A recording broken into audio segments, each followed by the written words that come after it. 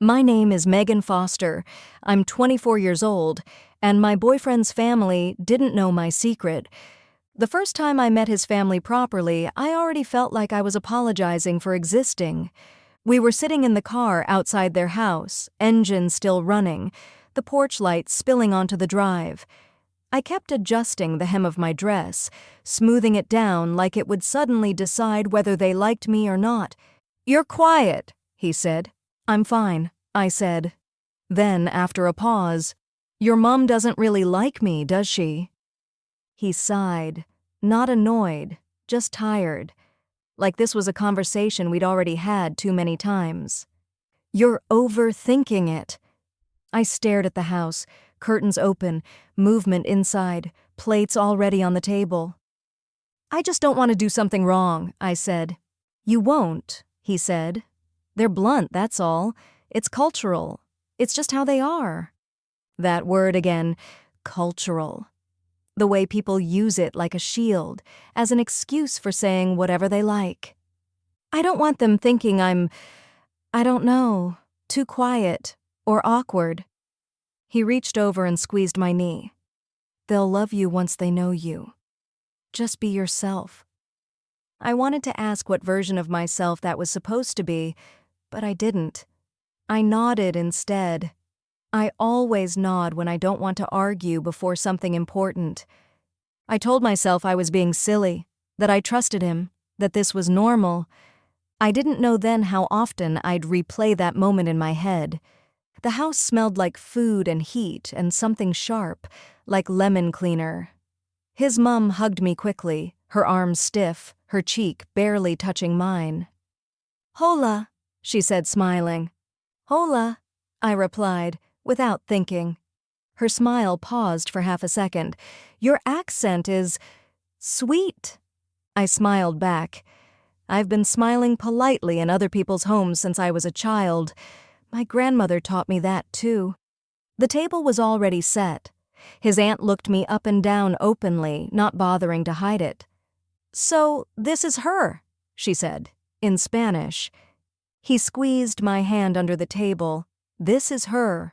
"She's pretty," his father said, also in Spanish, in a simple way. They laughed softly. I felt it like a tap to the ribs. Not enough to knock the air out of me, just enough to let me know it landed. I focused on taking my coat off carefully, hanging it straight. My grandmother always said if you don't know where you belong, you make yourself useful.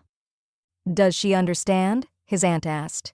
He didn't hesitate. "No, not really." Something unlocked then. I could feel it. "Well," his mum said, switching fully into Spanish now, "that makes things easier." Dinner started politely. Questions about work, about where I grew up, about how we met. His mum nodded without really listening, then turned to her sister. "She's very quiet," the aunt said. "Is she shy?" "Or rude," his father added. "Hard to tell." He laughed. Not loudly, just enough. "She's nervous," he said. "I told her she worries too much." "Overthinking it." I stared at the pattern on the tablecloth and thought about my grandmother's kitchen, the noise, the interruptions, the way love filled the room without permission. Here, the Spanish flowed freely now, comfortable, lazy. "She eats like a bird," his mum said. "At least she'll stay thin," the aunt replied. "She'll need to," his father said, "to keep him." They all laughed. I watched him. He smiled, embarrassed in a way that still sided with them. I told myself maybe I was misreading it. Tone can be tricky. Maybe it was affectionate. Maybe I was too sensitive. That's what people always say when they don't want to stop something. "You're lucky," his mum said to him. "She seems adaptable." Adaptable. Like something that bends so others don't have to. Halfway through dinner, his aunt leaned in and said something under her breath. "She won't last," she said. "She's too sensitive." "She just needs thicker skin," he replied. I felt something settle then, not anger, understanding. Near the end, his mum made a comment about girls like that. about where I came from, about how I probably wasn't used to their way of speaking. He sighed. Okay, that was a bit much. Then he looked at me. See? I said something. I nodded. I was very calm. When we stood to leave, coats coming out, polite kisses exchanged, his aunt said in Spanish, "At least she behaved." "For now," his mum replied. I put my hand on the door and turned back. "Gracias por la cena," I said softly. "Estaba deliciosa." Silence fell like something dropped. His mum froze. His aunt's mouth opened, then closed. His father blinked slowly. "I understood everything," I added. "I just thought you should know." No one spoke. I walked out. The car ride home was quiet. He stared at the road. "Why didn't you say something sooner?" he asked finally. "You told me I was overthinking it." "They didn't mean it like that." "I know," I said. "You did." He pulled over outside my flat. "I'm sorry," he said quickly. "I should have stepped in sooner. I didn't realize how bad it sounded." "How bad it was," I said. He hesitated. "One of the comments went too far. I'll talk to them." I waited. "They didn't know you understood," he added. "That changes things." It did. Just not the way he thought. "I don't want to fight with my family," he said, "but I don't want you feeling uncomfortable either." I nodded. I always nod when I'm tired. "I forgive you," I said quietly. He looked relieved, like a problem had been solved. For a while, things were better. He was attentive, gentle. He checked in more, told me I was imagining things less often. He said he'd spoken to them, that they understood, that it wouldn't happen again. I wanted to believe him more than I wanted to be right. When he asked if I'd come to dinner again a few weeks later, I said yes. I told myself people deserve second chances, that families are complicated, that I didn't want to be the reason he felt torn. We sat in the car again, different house lights, same feeling. "You okay?" he asked.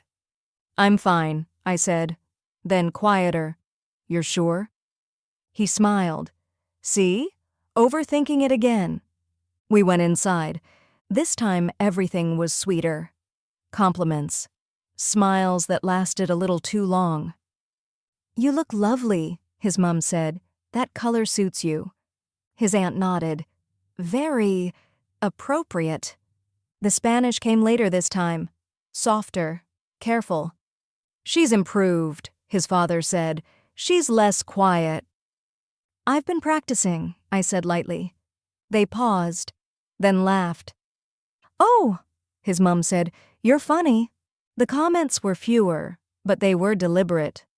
"Must be hard," his aunt said in Spanish, "being around us all the time."